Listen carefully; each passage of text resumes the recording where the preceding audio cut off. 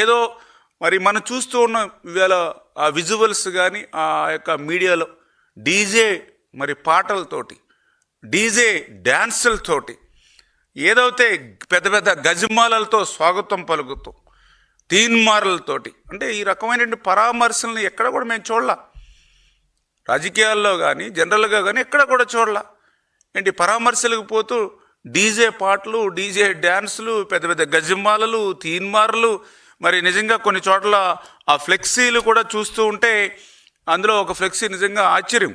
2029లో వైఎస్ఆర్సీపీ వచ్చిన వెంటనే గంగమ్మ తల్లి జాతరలో వేట తలలు నరికినట్లు రప్ప రప్ప అని నరుకుతాం ఒక్కొక్కడిని అని చెప్పి మరి ఈవేళ వాళ్ళు పెట్టుకునేటువంటి ఫ్లెక్సులు అంటే ఇవన్నీ చూస్తూ ఉంటే ఇది పరామర్శలకి వస్తున్నటువంటి పరిస్థితిగా లేదు, ఆంధ్రప్రదేశ్ రాష్ట్ర ప్రజల మీద దాడి చేయడానికే వస్తున్నటువంటి పరిస్థితి ఈరోజు క్లియర్గా కనిపిస్తున్నటువంటి పరిస్థితి.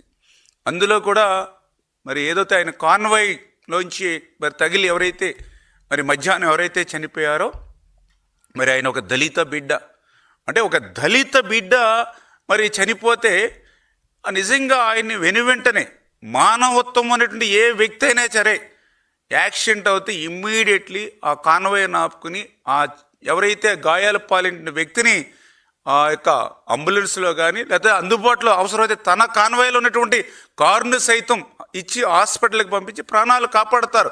ఏ నాయకుడు కాని అవసరంలా సామాన్య ప్రజలైనా సరే ఆ పని చేస్తారు. ఎన్నో మనం మీడియాలో కూడా చూసాం.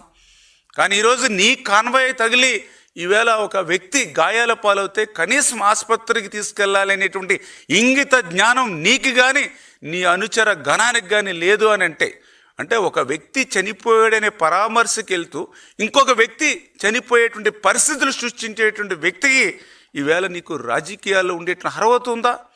ఇదేనా నువ్వు దళితులకు ఇచ్చేటువంటి గౌరవం అని చెప్పి ఈరోజు జగన్మోహన్ రెడ్డి గారిని కూడా ప్రశ్నిస్తామని చెప్పి తెలియజేసుకుంటూ మరి అందులో కూడా ఈవేళ ఏదైతే నువ్వు పరామర్శకి వెళ్తూ ఉన్నావు మరి ఈవేళ నిజంగా ఆ పరామర్శకి ఎవరైతే వెళ్తున్నటువంటి కుటుంబం ఆ వ్యక్తి యొక్క చరిత్ర చూస్తే చాలా ఆశ్చర్యంగా కనిపిస్తున్నటువంటి పరిస్థితి.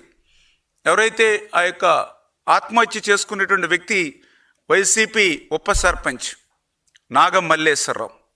మరి నువ్వు చెప్తూ ఉన్నావు ఈ నాగం మల్లేశ్వరరావు మృతికి కూటమి ప్రభుత్వమే కారణం, పోలీసులు తెలుగుదేశం పార్టీ నాయకులు వేధింపులే కారణం అని మీరు చెప్తూ ఉన్నారు. నిజంగా